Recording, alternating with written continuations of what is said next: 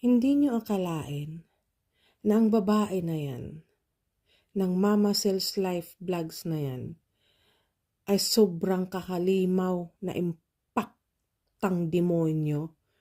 Nalampasan niya pa si Satanas. Palipad hangin, magpapalipad siya ng mga insekto, sinira niya mga gamit ko. Kaya pala gustong-gusto niyang pumupunta, nagsiset palagi ng live, pupunta dito.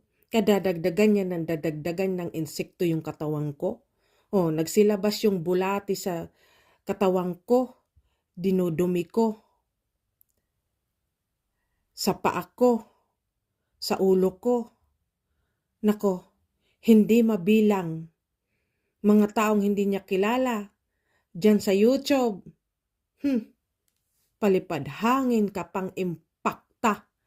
Kaya nga impakta ng tawag sa kanya.